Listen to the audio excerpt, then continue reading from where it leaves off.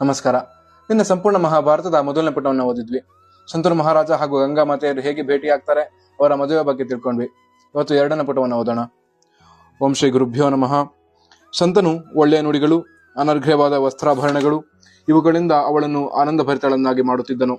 ಅವಳೊಡನೆ ಯಾವಾಗಲೂ ರಸಸುಖವನ್ನು ಅನುಭವಿಸುತ್ತಾ ದಿನ, ಪಕ್ಷ, ಮಾಸ, ಋತು, ಅಯನ, ವರ್ಷಗಳನ್ನು ಕಾಲದ ಪರಿವೇ ಇಲ್ಲದೆ ಕಳೆದನು. ಹೀಗೆ ಸುಖವಾಗಿರುತ್ತಿದ್ದ ಕಾಲದಲ್ಲಿ ಶಂತನುವು ಗಂಗೆಯಲ್ಲಿ ದೇವ ಸಮಾನರಾದ 8 ಮಕ್ಕಳನ್ನು ಪಡೆದನು. ಆದರೆ ಒಂದೊಂದು ಮಗುವು ಹುಟ್ಟಿದಾಗಲೂ ಅದನ್ನು ಗಂಗಾ ಪ್ರವಾಹದಲ್ಲಿ ಹಾಕಿ ಬಿಡುವಳು. ಅವಳು ನದಿಯಲ್ಲಿ ಹಾಕಿದ ಮಗುವು ಪುನಃ ಮೇಲಕ್ಕೆ ಬರುತ್ತಿರಲಿಲ್ಲ.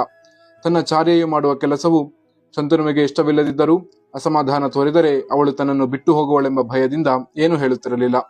ಹೀಗಿರಲು ಶಂತನುವಿಗೆ ಗಂಗೆಯಲ್ಲಿ 8ನೆಯ ಮಗು ಹುಟ್ಟಿತು.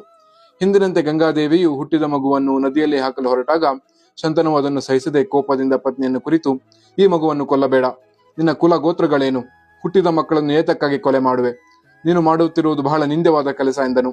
ಆದರೂ ಗಂಗೆಯು ನಗುತ್ತಲೇ ಅವನನ್ನು ಕುರಿತು, ಮಹಾರಾಜ, ನಾನು ನಿನ್ನ ಈ ಮಗನನ್ನು ಕೊಲ್ಲುವುದಿಲ್ಲ. ಆದರೆ ನಮ್ಮ ಒಪ್ಪಂದದಂತೆ ನಮ್ಮಿಬ್ಬರ ಸಂಬಂಧವು ಇಂದಿಗೆ ಮುಗಿಯುತ್ತದೆ.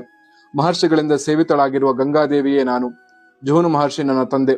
ದೇವ ಕಾರ್ಯಕ್ಕಾಗಿ ನಾನು ಇಷ್ಟು ದಿನ ನಿನ್ನೊಡನೆ ಇದ್ದನು. ನಿನ್ನಿಂದ ನನ್ನಲ್ಲಿ ಹುಟ್ಟಿದ ಮಕ್ಕಳು ಅಷ್ಟವಸುಗಳು. ಒಂದು ಶಾಪದ ಕಾರಣದಿಂದ ಅವರು ಮಾನವರಾಗಿ ಜನ್ಮವನ್ನು ಪಡೆಯಬೇಕಿತ್ತು. ಅಂತಹ ಮಕ್ಕಳನ್ನು ಪಡೆಯಲು ಈ ಪ್ರಪಂಚದಲ್ಲಿ ನೀನೊಬ್ಬನೇ ಅರ್ಹ. ಅವುಗಳ ತಾಯಿಯಾಗಿರಲು ನಾನು ಮಾತ್ರ ಅರ್ಹಳು. ನಿನಗೆ ಹುಟ್ಟಿದ ಮಕ್ಕಳು ಬದುಕಿರದಿದ್ದರೂ ನಿನಗೆ ಅನೇಕ ಪುಣ್ಯ ಲೋಕಗಳು ದೊರಕಿವೆ. ನಿನಗೆ ಮಂಗಳವಾಗಲಿ. ನಾನೀ ಹೋಗಿ ಬರುತ್ತೇನೆ. ಮಹಾವ್ರತನಾದ ಈ ಪುತ್ರನನ್ನು ಸಂರಕ್ಷಿಸು. ಇವನನ್ನು ಗಂಗಾದತ್ತನೆಂದು ತಿಳಿ ಎಂದು ಹೇಳಿ ಗಂಗೆಯು ಮಗುವಿನೊಡನೆ ಅದೃಷ್ಟಳಾದಳು. ಮಹಾರಾಜನಾದ ಶಂತನನು ಕುರುವಂಶದ ರಾಜಧಾನಿಯಾದ ಹಸ್ತಿನಾಪುರದಲ್ಲಿ ವಾಸ ಮಾಡುತ್ತಾ ಇಡೀ ಭೂಮಂಡಲವನ್ನು ಆಳುತ್ತಿದ್ದನು. ಧರ್ಮಜ್ಞ, ಸತ್ಯಸಂಧ, ಇಂದ್ರ ಸದೃಶ, ಕಪಟರಹಿತ, ದಾನ ಧರ್ಮ ತಪಸ್ಸಿನಲ್ಲಿ ನಿರತ, ರಾಗ ದ್ವೇಷವಿಲ್ಲದವನು, ಹೀಗೆ ಅನೇಕ ಗುಣಗಳಿಂದ ಕೂಡಿದ್ದ ಶಂತನನು ಪೃಥ್ವಿಯನ್ನು ಆಳುತ್ತಿದ್ದನು. ಪ್ರಜೆ, ಪಶು, ಪ್ರಾಣಿ, ಪಕ್ಷಿಗಳನ್ನು ಒಂದೇ ರೀತಿ ಸಂರಕ್ಷಿಸುತ್ತಿದ್ದನು. ಮಹಾರಥನಾಗಿ 36 ವರ್ಷಗಳ ಕಾಲ ಸ್ತ್ರೀಯರೊಡನೆ ಯಾವ ಸಂಬಂಧವೂ ಇಲ್ಲದೆ ಅರಣ್ಯದಲ್ಲೇ ಹೆಚ್ಚು ಕಾಲ ಕಳೆಯುತ್ತಿದ್ದನು. ಶಂತನುವಿಗೆ ಗಂಗೆಯಲ್ಲಿ ಹುಟ್ಟಿದ್ದ ದೇವವ್ರತನು ಎಲ್ಲ ಗುಣಗಳಲ್ಲಿಯೂ ಶಂತನನನ್ನು ಪ್ರತಿಬಿಂಬಿಸುತ್ತಿದ್ದನು.